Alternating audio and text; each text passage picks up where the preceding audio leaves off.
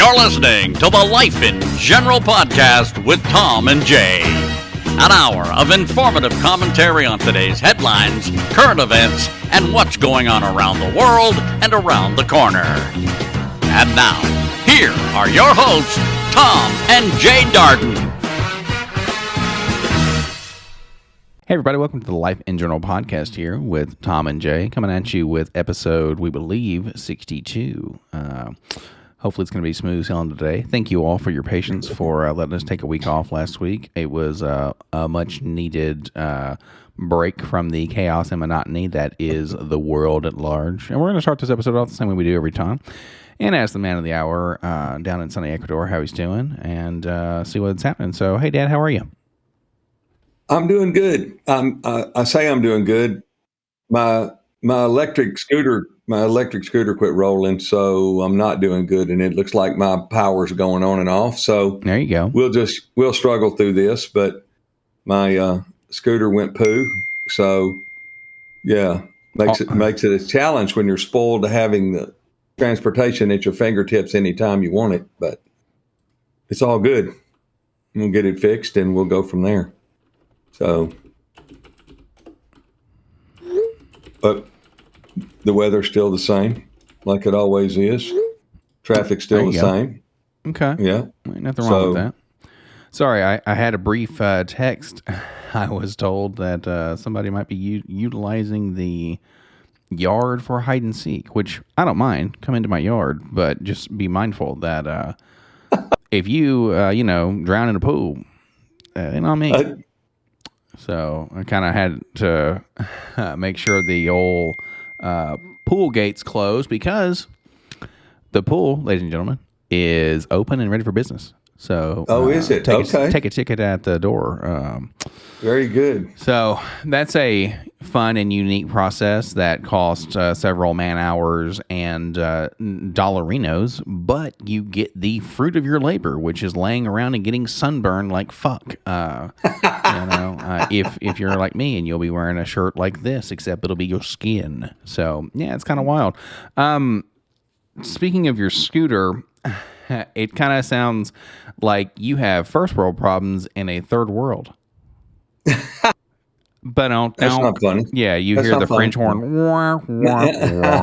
Yeah, that's right. That's not funny. So, it is something where, like we talked about a little bit, you got used to the convenience, right? And I mean, and it's cheaper overall. Like, you have the capability to not have to take a taxi. You don't have to, get your groceries and then get there and back from the commissariat, the Hakuna Matata, and it's kind of cool that you had those capabilities, but now it's kind of the whole thing of you have something and then you must maintain it, much like a large hole in the ground that has 14,000 gallons of water in it.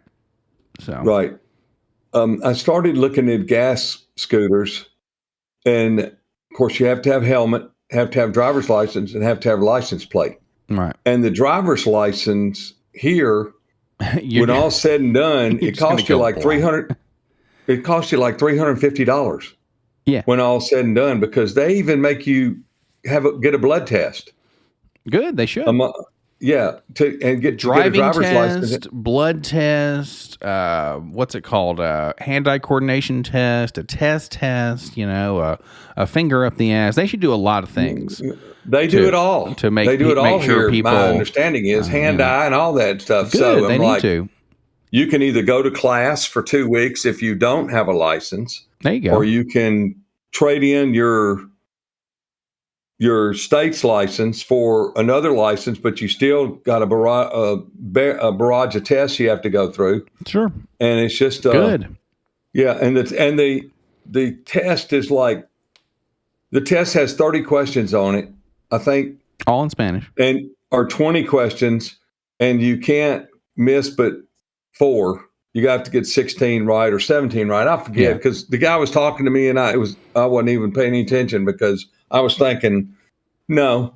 Or you can give them $500 and you don't have to do anything, and then one of the corrupt guys will slip you a license that's registered and legal and everything. Yeah, sure. Well, that sounds about right. Of course. Yeah, for $500, and that's the going rate from all the unreliable sources that I've talked to. So, yeah, it's fun. I'm not sure if I talked about this on the podcast. Of course, doing this 60 something times now, which is wild, and we appreciate all you awesome folks out there still giving us the time of day.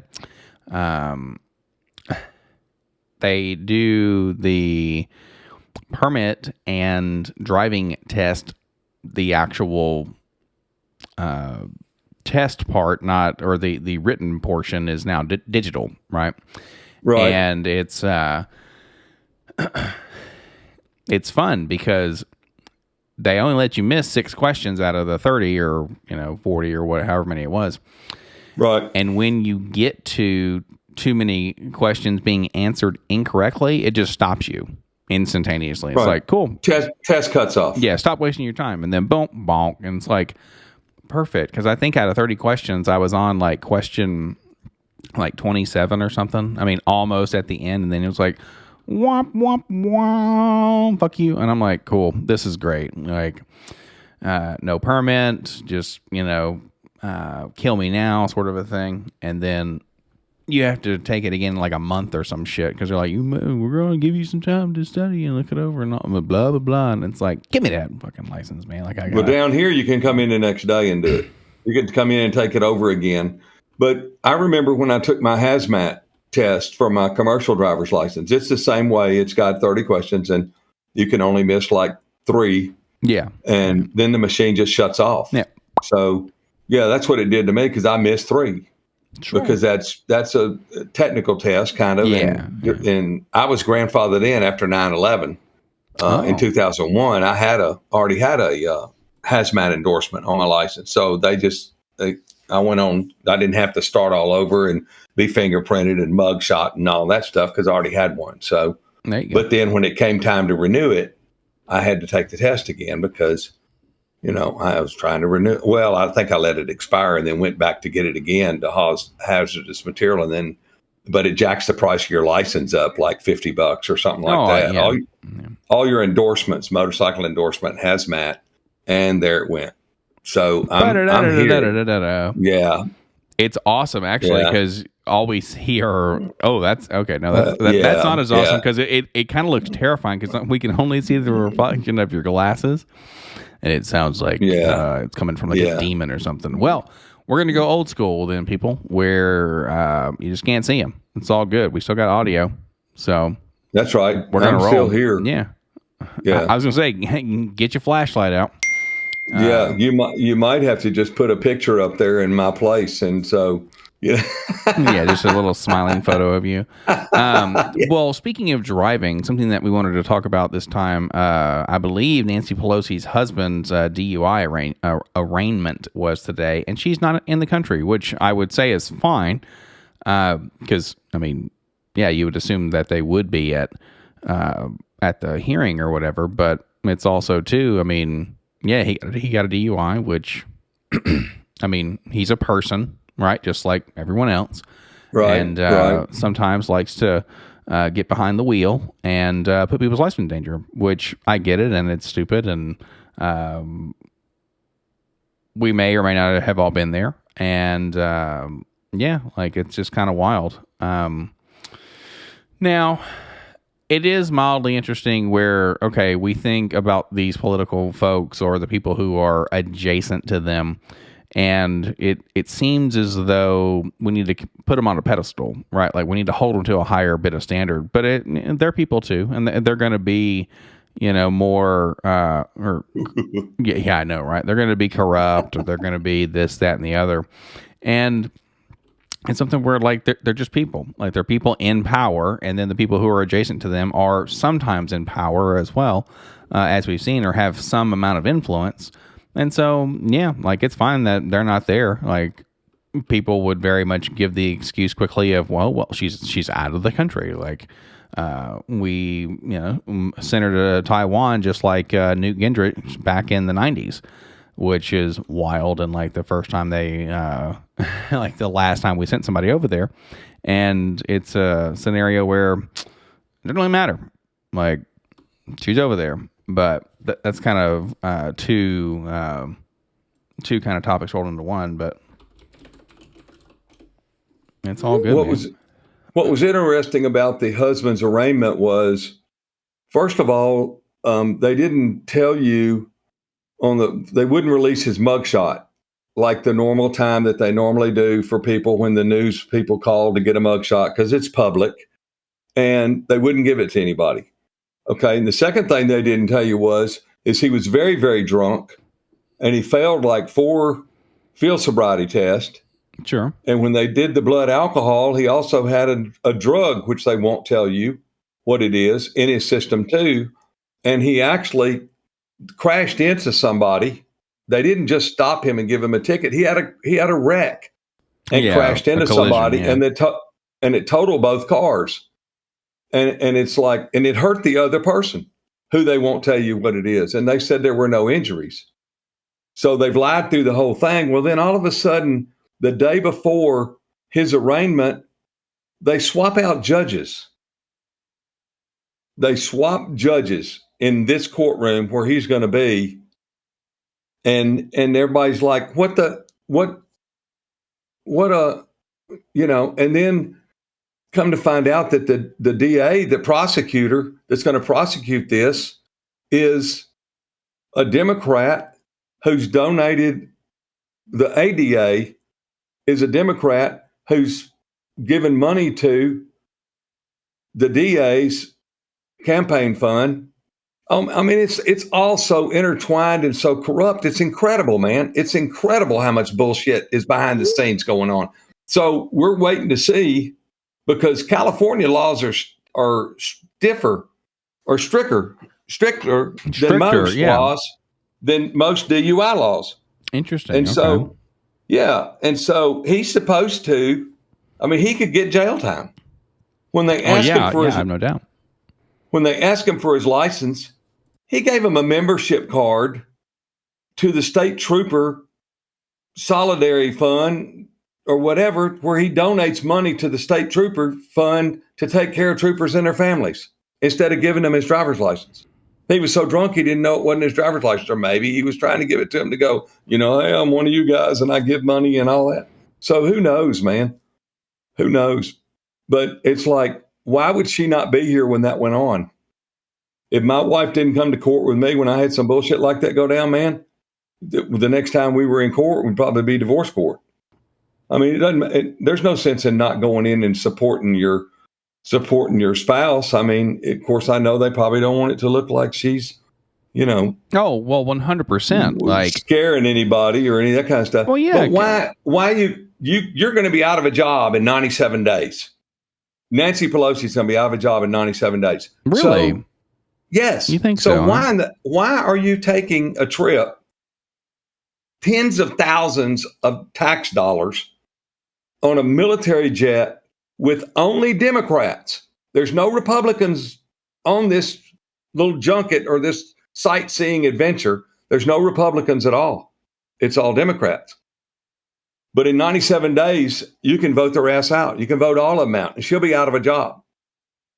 So you're going to do all of that right before, well, I think I'll take a trip to the Middle East or to Asia before my time's up and spend all this money. And then I'm just going to tell everybody that I'm here representing the United States. And we're all your friend, and we're going to stand behind you, and we're all a bunch of liars. So that it's crazy. It's crazy. And she could have landed in Taiwan and started World War III. Well, we don't know that. China has the island surrounded right now. Militarily, they've got the island surrounded. And the Liberation Army in Taiwan said, we'll shoot her plane out of international airspace. We don't, and the two F-16s that escort it. I have a buddy who ex-military, and one of his friends who is ex-military. They have they have several group chats and whatnot. And we were actually having this discussion today about 30 minutes ago. And the threat level of that, because that's what this guy does. He's in a company that kind of surveys threat and like liability or I forget what the word was, but it was basically understanding threat assessment, pretty much. Yeah. And he's like, Right. yeah, that's a level 2 out of like 44. It's absolutely nothing. So people who were losing their minds over it's something where the way they put it was pretty humorous, because they said, well, you're either and I'll put it a little more politely, like you're either a goober or you work for Fox News. So it was pretty comical that's just how it was addressed, but it very much seemed blown out of proportion, but just like our many things. I mean, and it's from both sides too. It's not just one or the other, but people just want to blow things out of proportion because it keeps you interested. I mean, like we've talked about a lot, where it's something where it says, oh man, like war is just around the corner. It could have happened because of someone's dumb decisions. Well, it's also too like there are dumb decisions that will affect, people for generations, but it's not like we're complaining about every single bad decision somebody makes all the time, because people are making way too many all the time. So there's just not enough time in the day to go over it all and to make sure that you're making the perfect right decision all the time. I mean, because we're human, right? Like it's just not going to happen. 80% of the semiconductors in the world are made in Taiwan. Yeah. Oh, it's 80%. Ton. Yeah. So if China comes in there and takes power of Taiwan, they'll have the whole global supply market, because they'll have it all wrapped up. So we'll see. We'll see what happens. I hope it's just saber rattling and, there's not going to be anything happen from it. But, Xi Jinping might have to save face, and they might have to do something. Well, I've also heard with him, it's an election year, right? So he's trying to go for a third term, and he's got a posture and all this. Right. And I mean, it's election year for us too, not for the president, but for seats and whatnot. And like we discussed, 97 days, and vote them out. It's a kind of, it's a unique scenario, right? We got some like wild things coming down the pipe, and we're actually like at our work, we're talking about now, things are going to get a little more snug, right? Just because people are going to have less discretionary spending because things are more expensive, and then it's just a cycle that sucks, and it's going to drive down wages and drive down demand for people, but also for products and all this and all that. Oh wait, that's called a recession that they're trying to redefine. Yeah. Kind of, but one thing that shit, you throw off my rhythm. Oh, that's what it is. So something that is kind of cool. Have you heard of OSHRA or OSHRA? Where it's the government now, because they want political action taken or a plan to be, or policy change to happen for steamship lines and people who own the property / tools / equipment to help move products around. We've seen a gigantic spike in per diem, demurrage, so time in which people hang on to equipment like empties and stuff like that, chassis, containers and whatnot, and then also storage bills, right, where stuff just sits in storage because either it goes to a facility and sometimes it goes into what's called a stack, or there's not enough manpower or time in which we can get that stuff out gated quickly enough, and the storage is just through the roof. Well, much like every other thing in good old America, yay capitalism, everything becomes about how much money can you make. I mean, it's just naturally how it is. And so, right, to that end, the steamship lines and these folks who own this equipment are like, hold up.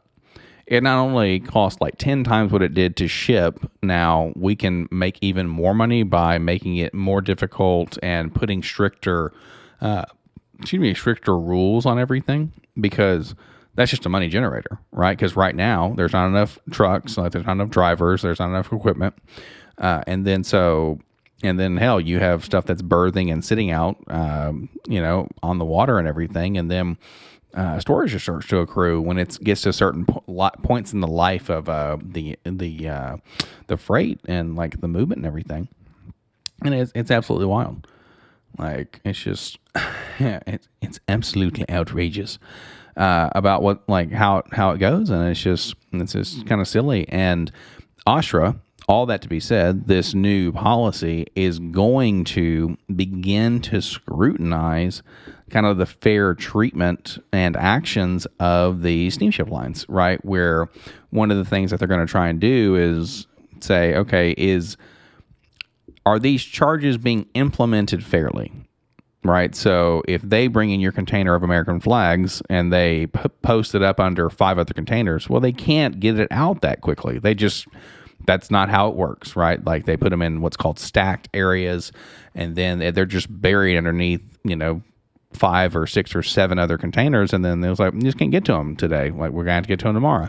Well, that accrues storage. Well, what they're doing now is charging you storage when it's in a stack. And then they're like, that's not our problem. So there'll be commissions and representatives at every single major port, or every port that I'm aware of, but most, especially the major ones, where you can file something to them and say, hey, look, like, they're treating us unfairly. This is bananas. And so what that's going to do is that should hopefully drive down cost of goods being imported, because you'll have less storage, right? You can kind of fight it, and they got to make sure it's fair.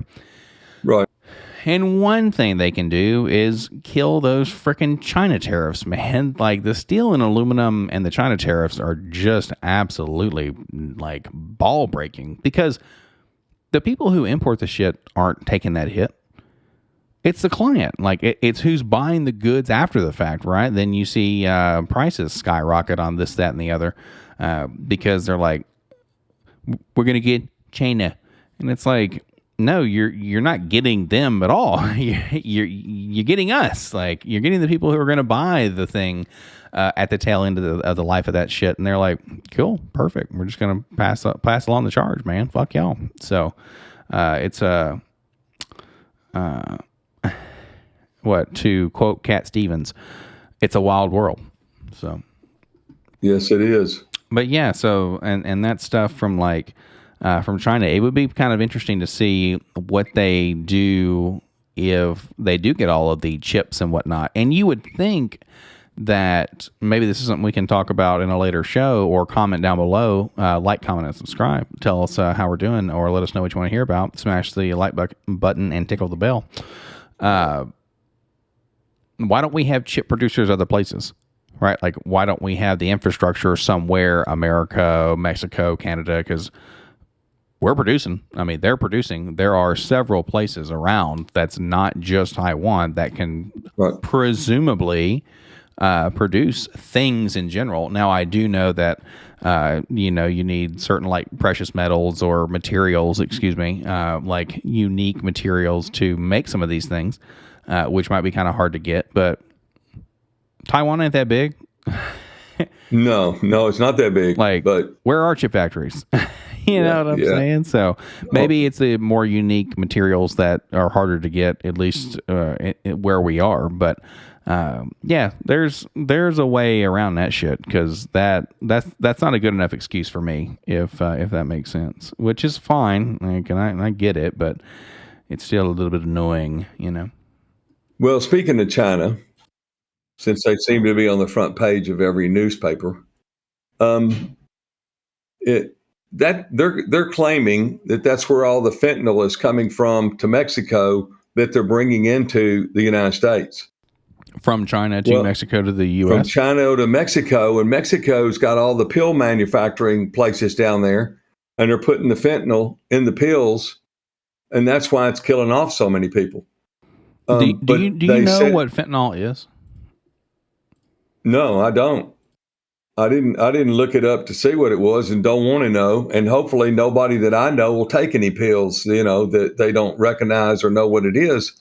But every state now is a border state, because the fentanyl's in everywhere. And that's what I was telling you, that I read the article the other day where all fentanyl is the number one cause of all the deaths of young people in Nashville, Tennessee.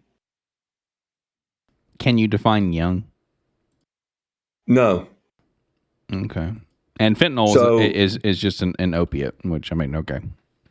Okay. So, Well, it's killing people sure. at an alarming rate. But they they were talking about, like Michigan, Tennessee, Nevada, places that weren't even close to the border, and they were talking about how much fentanyl was there and how many people had died from fentanyl ingestion. And they just said that it's not just at the border, that they're filtering out throughout the United States, and they're just trying to kill off the next generation. So it's like, why do you think they would want to kill off the next generation? Like, what would be the aim there? And of course, you can definitely spitball here. This is just kind of a random question. well, But what would be the point of killing us off? Because we're, I think, one of the largest consumer groups in the world, right? So you want to kill off your buyer base? Well, it's not the buyer base. It's the people that you're going to be running the country. Your generation's going to be running the country, and my generation's going away. See, I was born in the 50s, mid 50s, and it's time for me to step away or step out of the way, like it is Joe Biden and Trump and Bernie Sanders and all these guys that are 112 years old. Get the hell out and let the young people come in. It's going to be their world and their country. Let them run it. That's why I think they're trying to put a dent in the amount of people that are going to be the next generation. I mean, I don't know. And that's just pulling that right out of the trash can. I don't know. But that's the thing. Like, why us? And the reason why I say why us specifically, like, let's say the millennials, as it were, it's a scenario where, like, even if we were going to run the country, okay, you might even then have younger people go to run it if they kill off our generation. But I mean, there's always going to be people around. I don't think it's your generation. I don't think it's the 30s, the between 20 and 40 maybe, but maybe it's under 20. Well, and that's why I was saying, we got to look at, what's defined as a young person, because if their goal is to kill off late generation, Z, is the Zoomers, basically. Hell, I don't know, man. That's a very interesting way of thought. And the reason being is because I don't care what you're peddling. The worst business model is, from my understanding, is kill off the buyers, right? So maybe someone smarter than us can let us know why they would want to do that. But it's like there's got to be an ulterior motive. Then they're going to keep doing what they're doing, and then it's going to, who they're going to sell those products to. Because it's all about consumerism, man. Or if they're specifically taking out, Americans, well, then it's like, okay, that's fine, but what are you going to do? We're the largest standing army that has ever existed. So it's like, okay, that's fine. And Americans, you can close the border. We're crazy enough to nuke ourselves just to make the area not be able to be used. We got some wild shit happening, but that's fine. We close the border, but you don't think that they're not going to have other means to get that shit across? They could slow the process down. They could slow the process a little bit. And one of the greatest things is Joe Biden saying we will not build another foot of that wall in my administration, on my watch. And just this week, he's adding to the wall in Arizona. Just this week. What a liar. What a freaking liar, man. Do you understand? Everything they say is a lie. But he's doing it so that the Democrat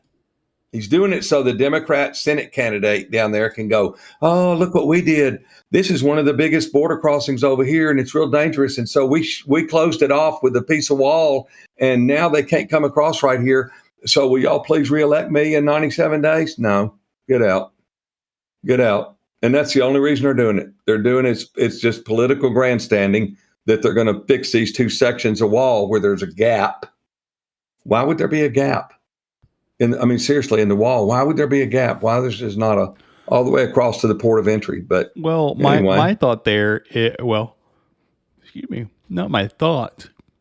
I actually, hilariously enough, I'm watching something called Dimension 20, which is something where they play D&D, and it's from the people who do College Humor, which is wonderful. They are playing something called Crown of Candy, which is just everything's food based. But the point being is they talk about politics in that because it's talking about monarchies and emperors and whatnot. And they talk about politics because they have two younger people there, and they say politics is the art or act, I would say art, of knowing something but purposefully saying something else. Like knowing something's happening but then purposefully saying something different, and everyone just living with it. And if you're really good at it, then you're going to go really far. But that's kind of the point, right? Where Joe Biden's going to say, we're not building any more of a wall. Well, it's like, okay, he has to say that, but then something else is happening. And it's a scenario where they're going to say something and then do something else. That's just politics, like in a nutshell. It's not the dictionary definition from Oxford. It's where it's the activities associated with the governance of a country or other area, especially the debate or conflict among individuals or parties having or hoping to achieve power. So okay. It's not that. It's just doing something or knowing something and purposefully saying something else.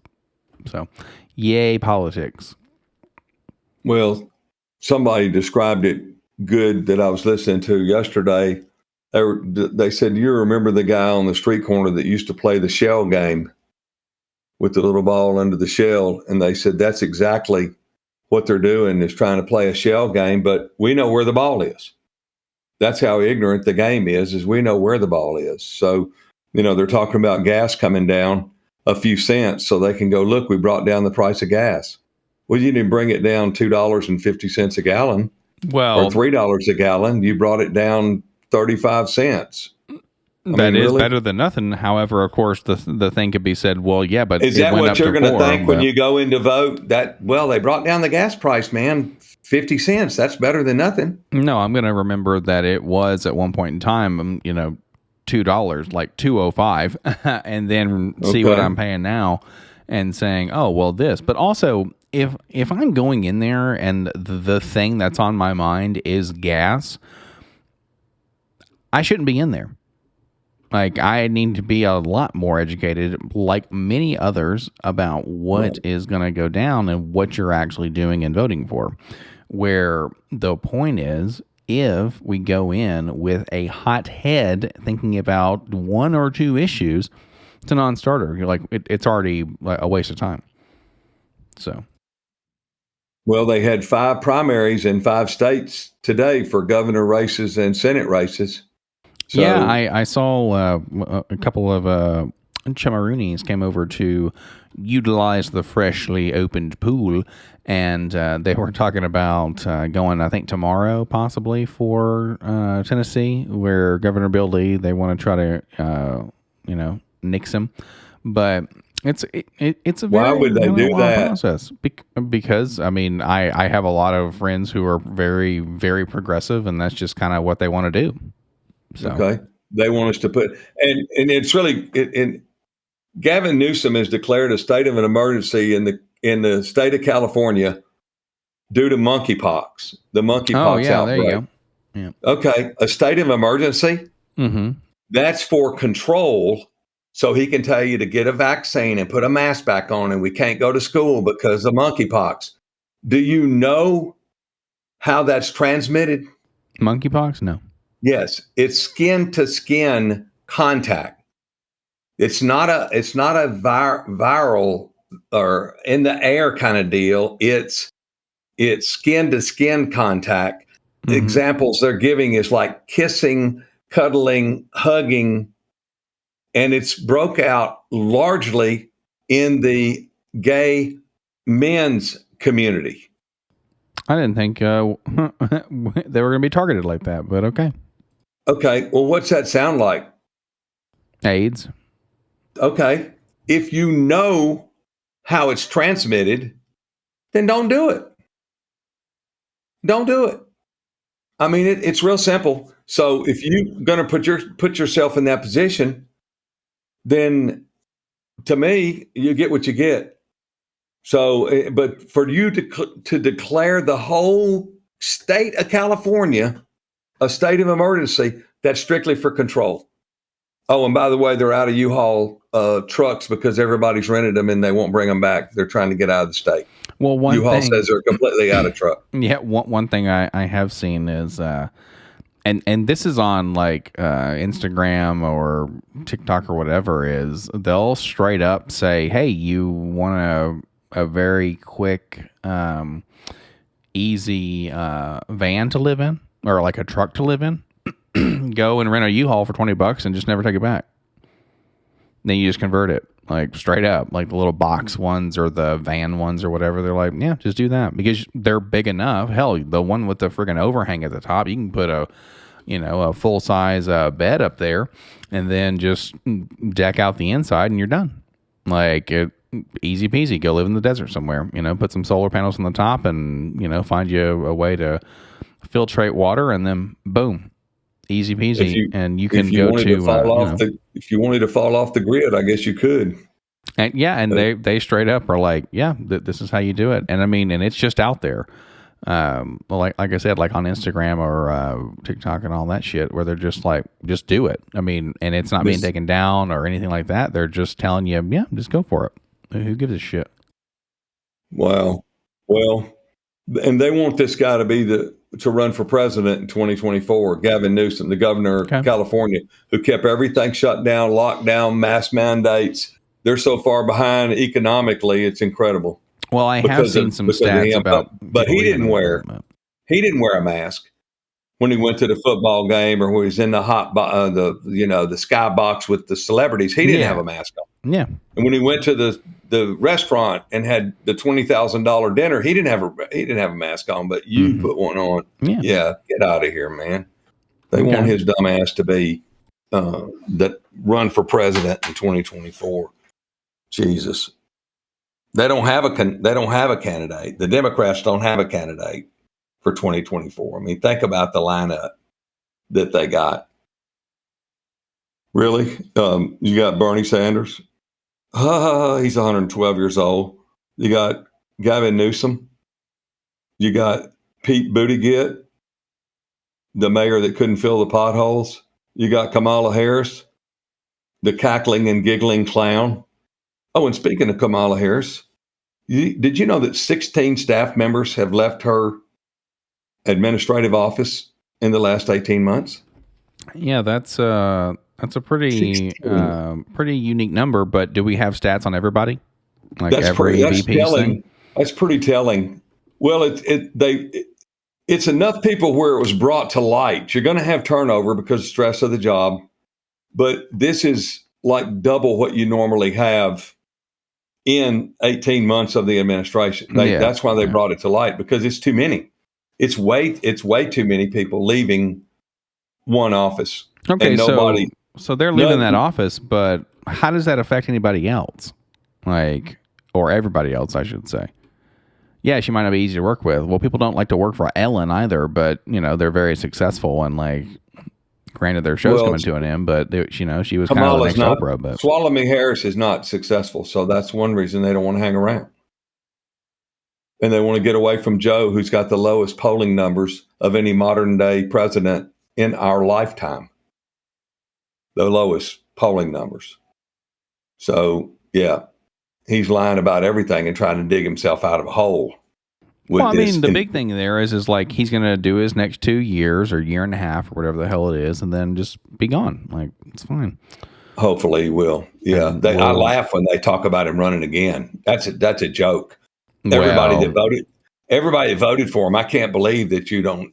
I bet there's no Biden bumper stickers on the back of their cars anymore. I don't see a lot of those, but in all honesty, when I'm driving along the highway getting to the job, it's more just like kind of zoning out, just waiting on getting to work, and then kind of doing the please don't die on the way to work, please don't die on the way to work, please don't die on the way to work sort of scenario, or listening to something that will soothe the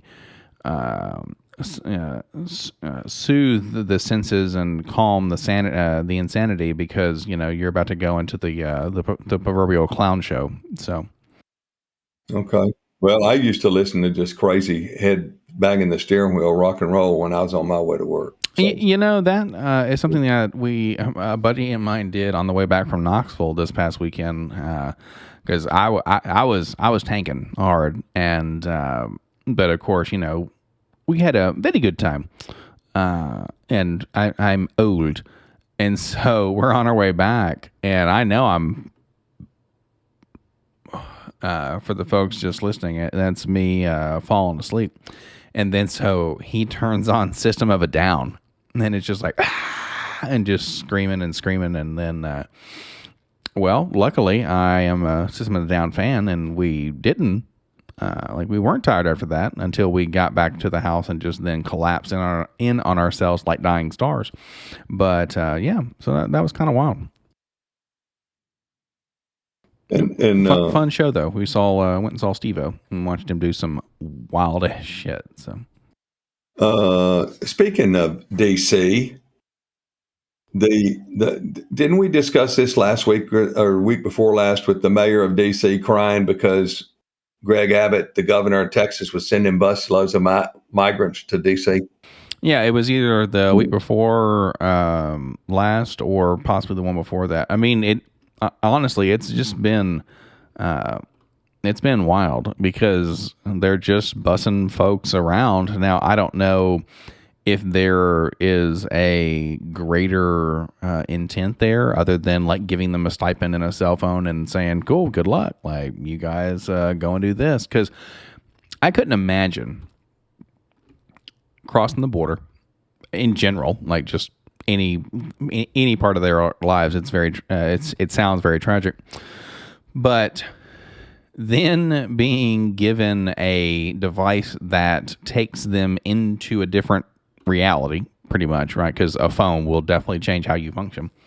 Right. And then you're on the border, and then you get up to fucking like Delaware or New York or Washington, D.C., these places that are just so different than what you're accustomed to, and then like, bump, there you go, bye, get off the bus. So right, and now it's every man for himself. Well, they're sending them to DC and to New York City, and the mayor of DC is crying about all of them coming in. Now, 6 months ago or 9 months ago, you said, Washington DC is a sanctuary city, and we want everybody to come, and we're here with open arms, and yeah. And now you're asking the federal government to activate the National Guard to help with the migrant crisis in your city. Well, how in the hell do you think the people down at the border feel? They've asked for the National Guard to be activated, and the federal government just flipped them off, man. So there's 3,000 or 4,000 people a day coming across the border. So I love it. There's buses lined up, and they're just starting to New York City and Washington, D.C. And they've sent about 5,000 people to D.C. so far. Yeah, I think when they say these are sanctuary places, they are talking about getting refugees from like war-torn countries, not just having migrants at the south or at the southern border be trucked into their area. Right. So right. But you don't want to help them. I'm not saying you do or don't, but it's definitely a scenario where they probably didn't think it would be that much at that time, like that fast. And then they also think, well, it's great PR to take in someone, let's say from Syria or Albania or wherever, over over there in the Middle East, and say, oh man, like your house was destroyed, and we're going to get you out, and we're going to help you and all this. Versus, these people cross the border legally or illegally, whatever it is, and now we just need to put them somewhere, and your state looks good. Cool. or your city looks good. Bye. And then it's like, well, that wasn't, or that's not functioning as intended. So, of course they're going to get uppity about it. I mean, and it makes sense. Like, I get it, but it's also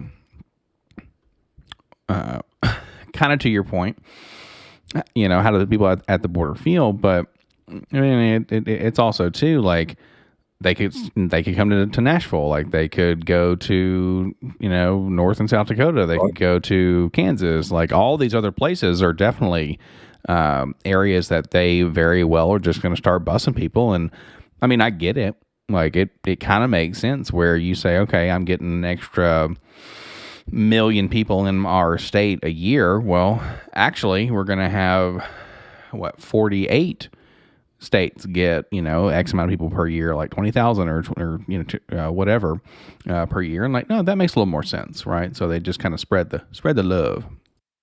Yeah, they're spreading it right up to DC. Ron DeSantis in Florida said, if you send them over here, they come over here, we're sending them up to Delaware, to Joe's home state. And I was like, okay, that makes sense. I would love to know how they would know that, right? Like, let's say they send them, like, let's say a bus just is like, hey, cool, we're going to drop you guys off here. How do they know? Like, unless you mean in Florida? Yeah. How would Floridians know, hey, this bus showed up? Because, I mean, do you think they're checking every single fucking bus that's going through Florida? Like, come on. The way stations. But they're not going to make a bus go on the way station. Yes, they do. Commercial buses to check your permits and your license and your fuel tax stickers where you're paying to ride on the road. Oh, you betcha. You betcha. Next time you go traveling, look when you see a way station and see if it doesn't say. I've never seen a commercial buses. Yeah, I've never seen a bus on one. So yeah, that's how they check them. Or the governor can say, check all the buses. If you see a bus, pull it over and see who the hell's on it, get their paperwork, where they're going and all that stuff. So I'm sure people traveling to Florida would love every fucking bus that people are using to get down there, like trips and school things or whatever. And they're like, well, we're going to stop every single bus. And then people are like, I don't think we're going to go to Florida because it's going to be a pain in the ass and I don't want our bus to get stopped. And then you could drive people away. Right. We'll see. I mean, could you imagine the fucking 12-hour trip to Disney World where they're just like, well, we're not going to do that. And then it's like, whoa, hold up. They don't need to go to Disney anyway. Disney World needs to be gone to by me so I can make a lightsaber and then I'm good. So. Okay. All righty. Well, I won't be visiting. Well, hey, that's fine. Get out of the fucking line for the ride, asshole. Like, I'm good.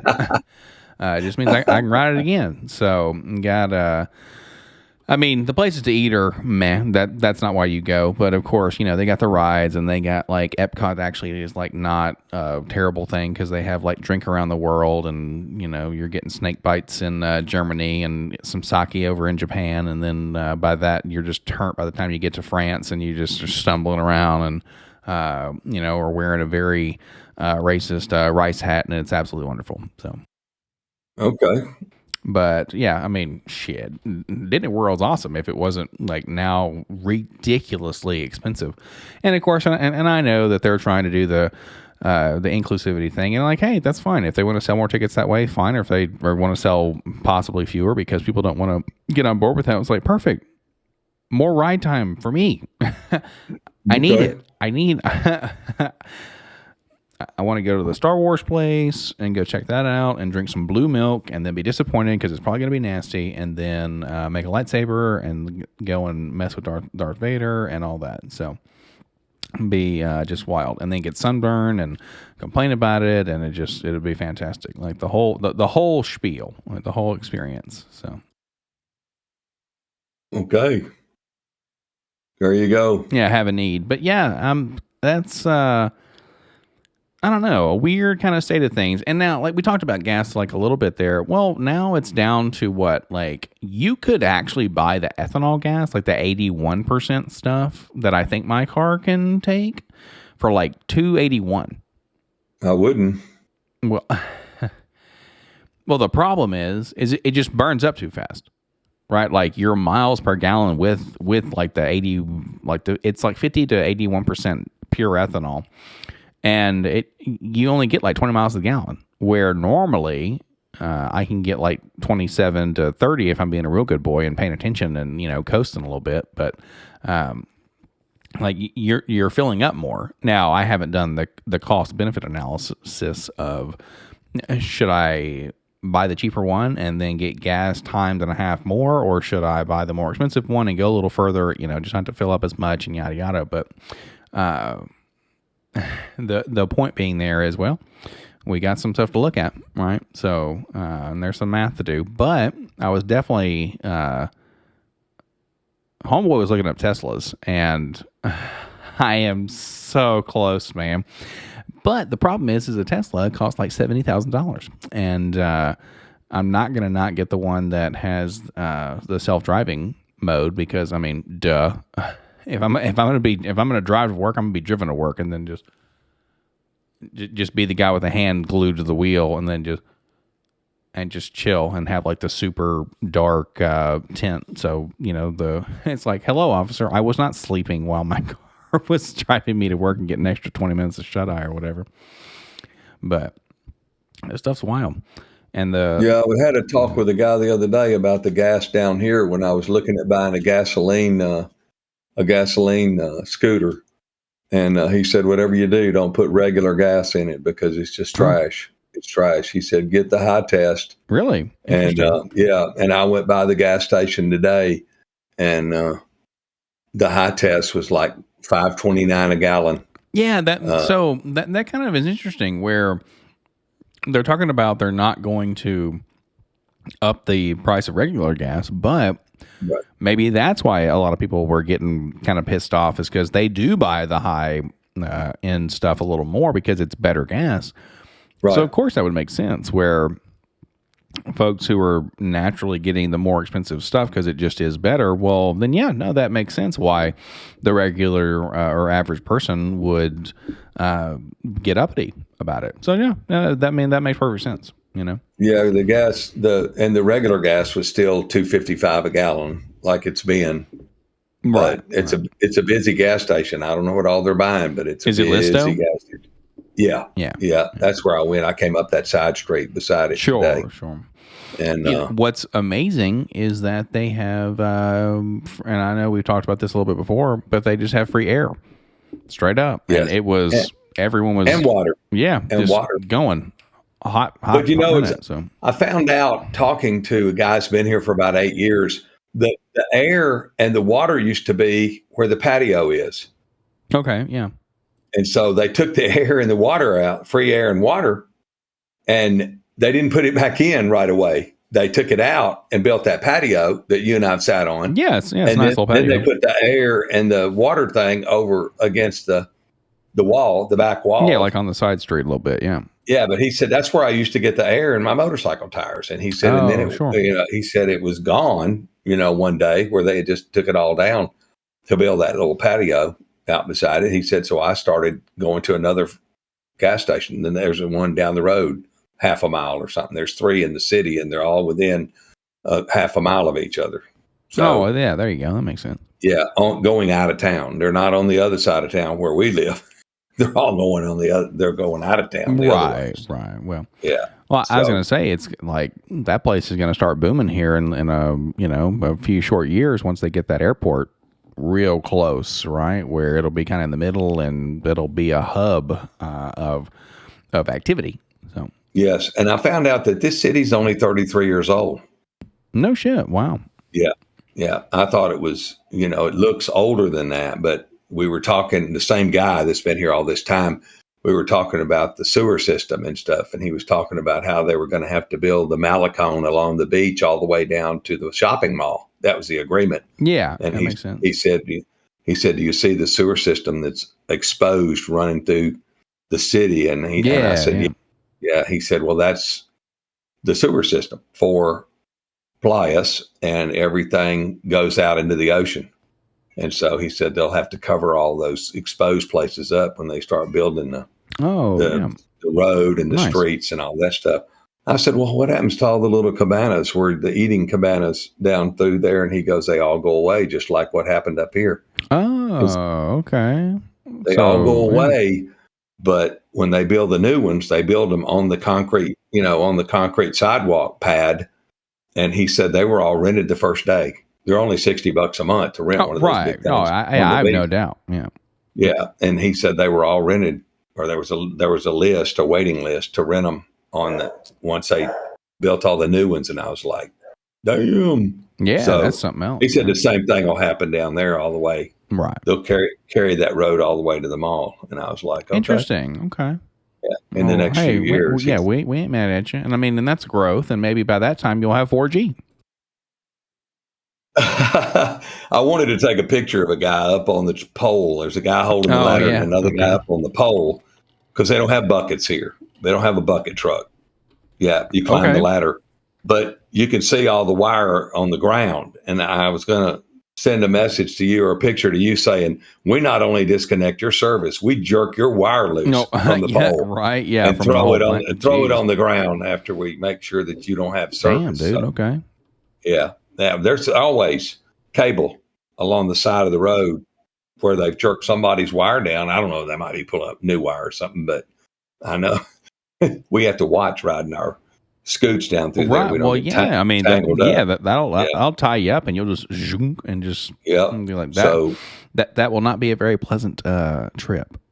But I always watch when I pass them, because sometimes they'll take the ladder away from the pole and it'll look like it's starting to come over into the street. And I'm like, oh, here we go. They're going to drop this ladder across two lanes of traffic. It's going to hit me. Then we're going to get hit by a bus and then maybe a dump truck. And then it's over. Yeah.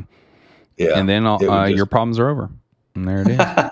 Yeah. You're right. You're exactly right.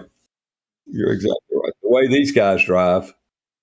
And that was the only reason I was considering getting the gas, was it had 140 kilometers on the speedometer. Okay. Which is what in American? It's probably 100. It's probably 100. And the thing probably cruises at probably 60 or 70 miles an hour, something like that. Maybe. I mean, I don't know. But it's a lot faster than the electric. So. It's 86 miles an hour.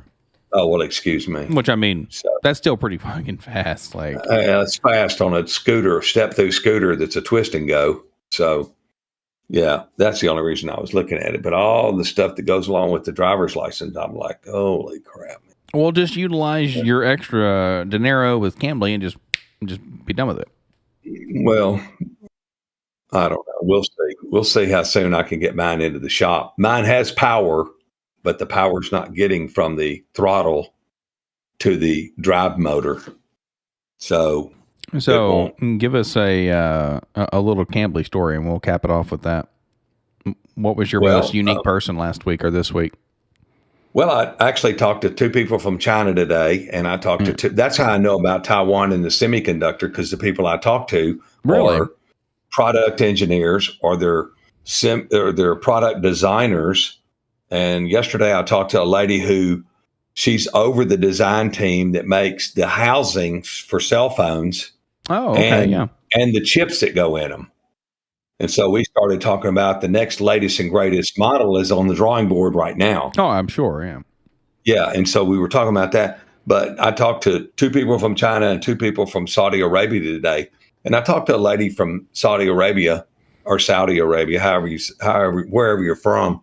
And she has opened up a training facility for men and women to enter into the job market. She didn't get specific on the type of training, but women have not been allowed all these years to work out in the public job market. And so this lady, really, really sharp lady, perfect English, really smart. And she was telling me about her passion for training and teaching, and how she had to divide her building in half, and the men are over here and the women are over here, because they can't be together because of the rule of law. Wow. But women are allowed now to go out and work. And so she's training them, to be, and I said, man, that's very cool. Very cool. Really sharp lady. Got her head screwed on straight, knows what she's looking for, and knows, got a lot going on, man. That's cool. So, yeah. So it's a lot of, it's a lot of interesting people. Friday, it was Taiwan, Japan, Saudi Arabia, and Thailand. How do you keep track of that? Are you just writing down where they're from as you go? Yeah, I just got a little scratch sheet of paper, and I just started writing that down, and that was Friday. And then Saturday, it was Japan, Thailand, but the guy lives in Orlando, Florida.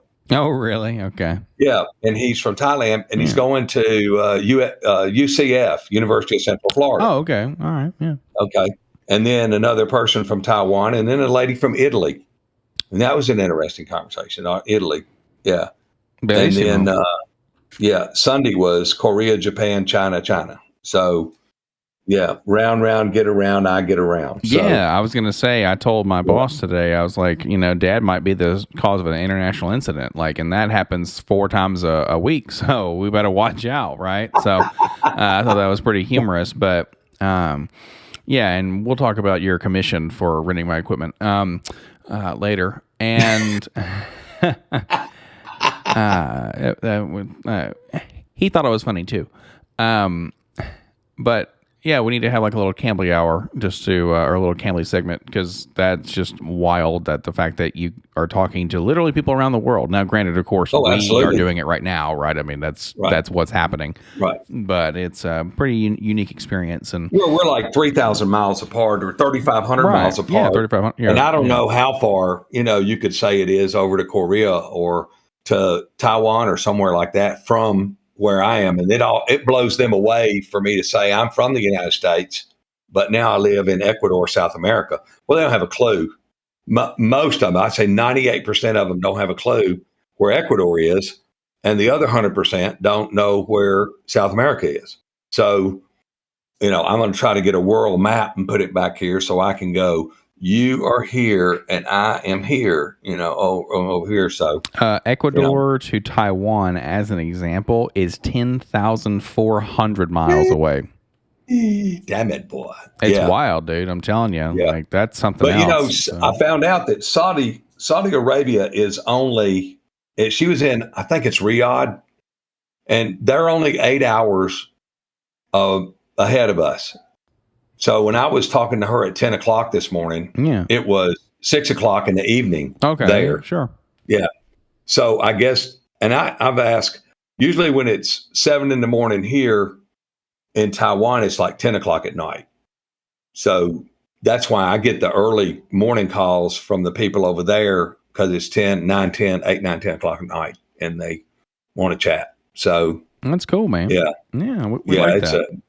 It's a working from home thing. So yes, isn't that very pleasant? Work from home in the comfort of your home studio. Yeah. Get the dogs around. You walk over, get a beer. Nobody cares because no one even knows, right? Like, oh yes, they do. Yes, they do, because I've read on the Cambly Facebook page for conversationalist. I don't call myself a teacher or a tutor. I'm a conversationalist, because I'm probably not going to teach very many people much, because I don't know much. But I've read where they've said that the people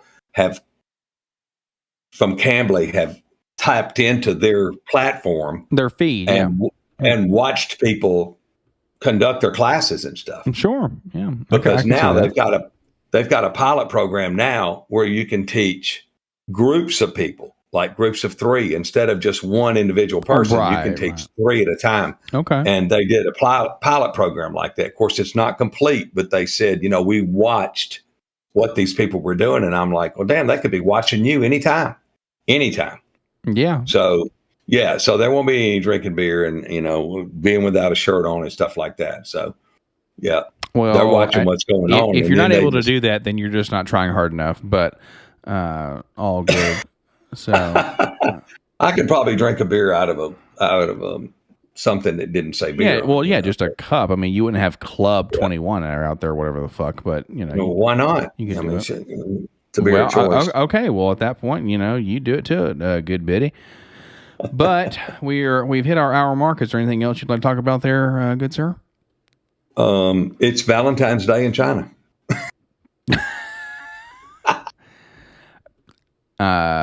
Young Wadu Ni Hao. That's funny. That's what one of the guys told me. You know, he was asking me what I should do, what he should do for his girlfriend for Valentine's Day, and I'm like, well, man, that's several months. No, it's either today or tomorrow. Right. What should I do? It's this week, right? Yeah. What should I do?